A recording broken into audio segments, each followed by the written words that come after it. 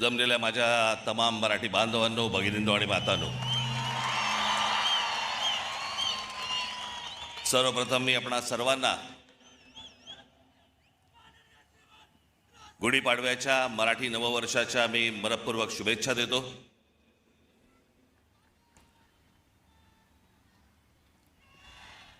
9 मार्च 2006 ला पक्ष स्थापन झाला आणि 19 मार्च 2006 ला आपली पहिली जाहीर सभा याच शिवतीर्थावरती इथे झाली।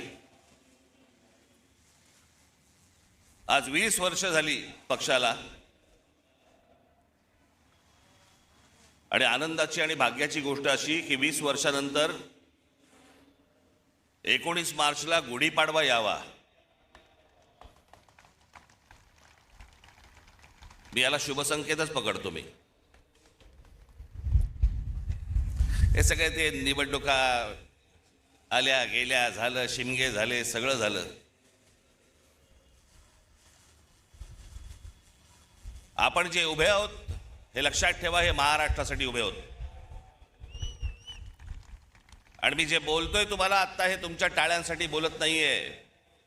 मी जो तुम्हाला शब्द दिलाय या महाराष्ट्राचं गतवैभव प्राप्त करण्यासाठी, म्हणून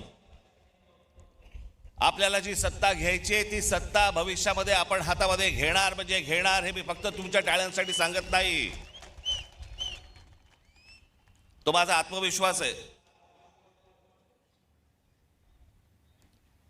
पण आता काय पुढच्या 3 वर्ष काही निवडणुका नाहीत या महाराष्ट्रामध्ये, त्याच्यामुळे कंत्राटदारांकडनं पैसे खायला सगळेच मोकळे आहेत।